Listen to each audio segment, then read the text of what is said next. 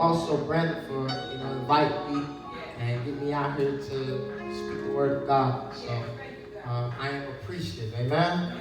Amen. I didn't come to bore you. I came to give you the word. Amen. Amen. And we already read it, but it wouldn't do anything wrong to read it one more time. Yeah. And it is in the book of Isaiah. You know the book of Isaiah is the book of prophecy. That's where we understand how Jesus comes into fruition. And Jesus is speaking. He speaks on one occasion. He speaks out of Isaiah, telling them that this now has been fulfilled. Oh, yes. So we go to Isaiah. And look at what it says. Isaiah chapter 6. It says, in the year that King Uzziah died, I saw the Lord sitting upon a throne, high and lifted up. The train of his robe filled the temple. Above him stood the seraphim. Each had 6 wings. With 2 he covered his face, and with 2 he covered his feet, and with 2 he flew. And one called to another and said, holy, holy, holy is the Lord of hosts. The whole earth is full of his glory. Amen. The sun, moon, stars. The foundations of the threshold shook at the voice of him who called, and the house was filled with smoke.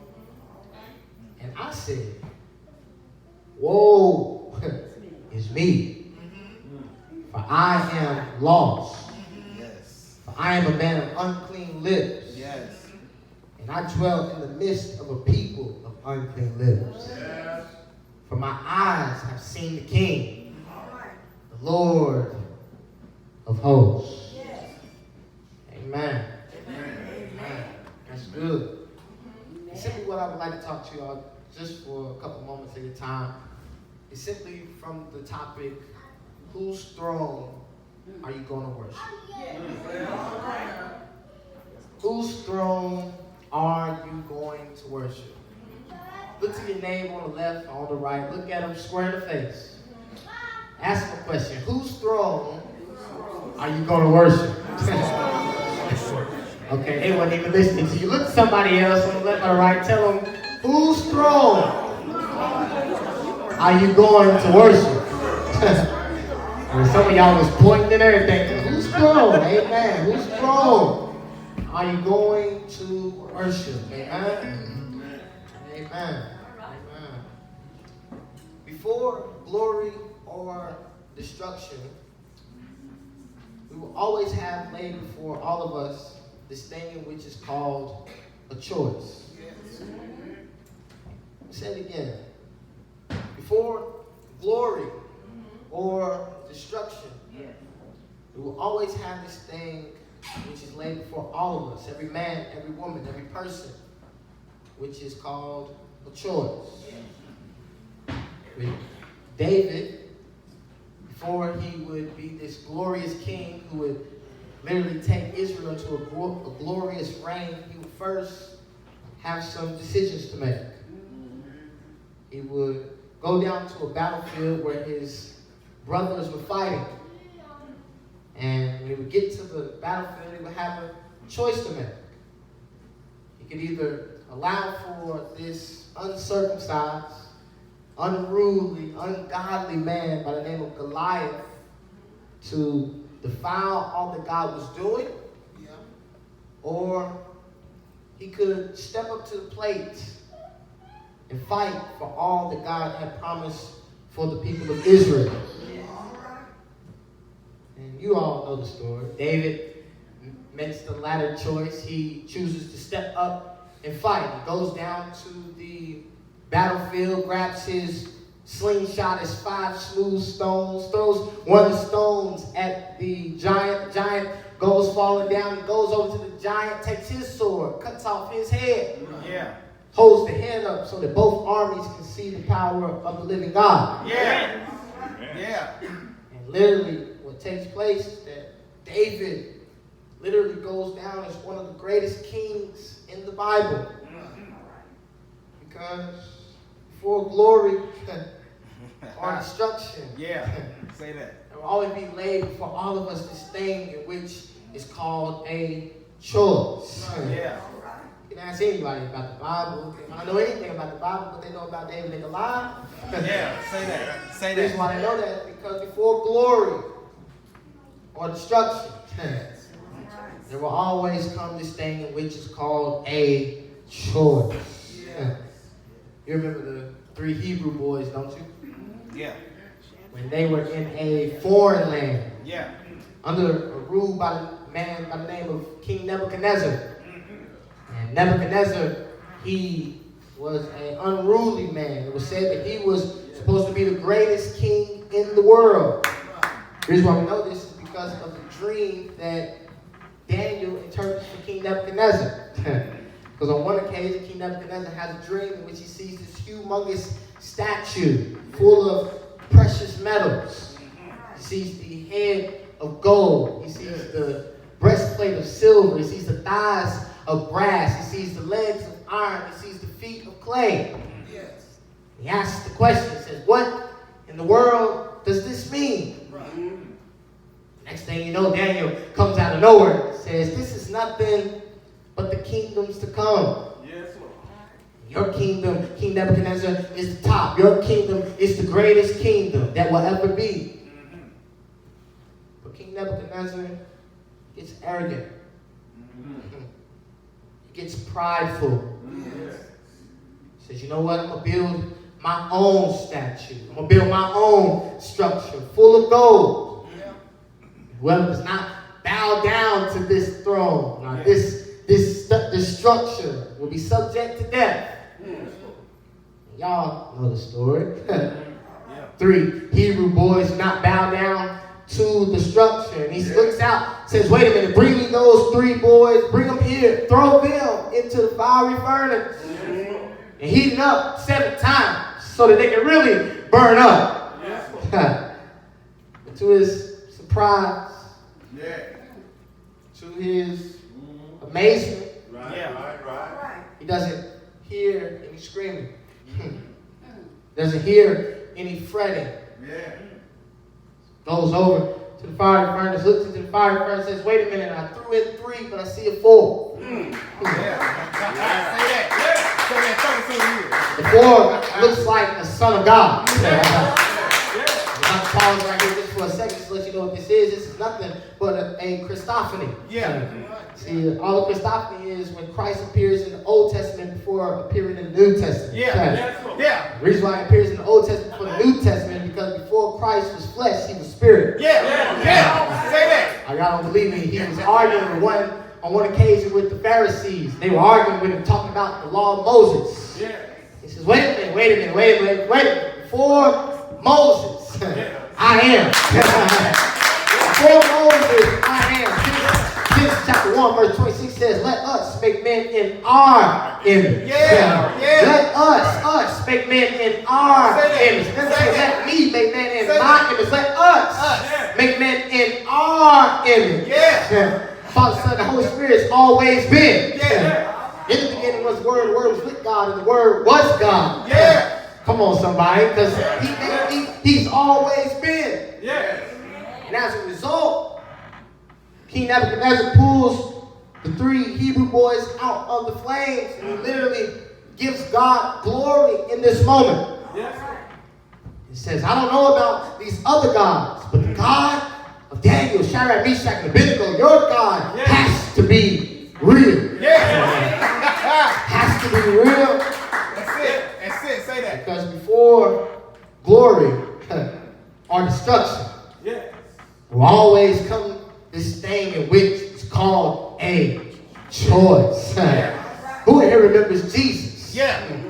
When he's in the Garden of Gethsemane and he's praying to his Father, he looks up to heaven and says, Father, take this cup away from me, but not my will, But thy will be done. And if I could go ahead and let everybody know that it should always come a point in time that in every Christian's life where you have one of those moments where it's not my will, Lord, but thy will be done.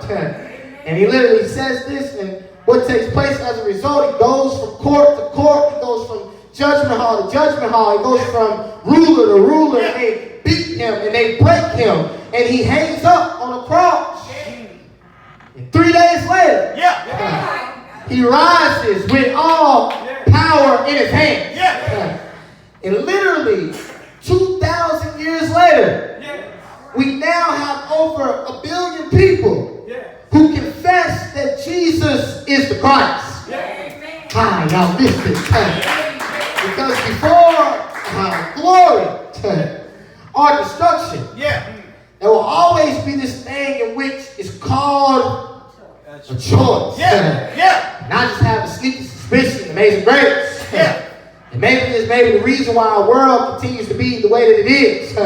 With so much craziness going on, with so much murder going on, people not caring anything about themselves, with people not caring anything about the world, it's because maybe, just maybe, we have become a people who has neglected the fact that God has given to each and every single last one of us a choice. A choice. And we might be neglecting the fact that God has given to each and every single last one of us a choice. And we'd rather worship man instead of God. And we'd rather worship at the throne of the world instead of the throne of the Lord. And we'd rather be up under people than being up under Jesus. And we'd rather be listening to what they talk about instead of listening to what the Word of God's talking about.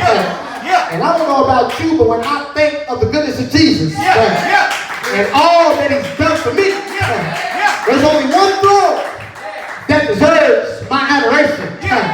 So the one throne deserves my praise.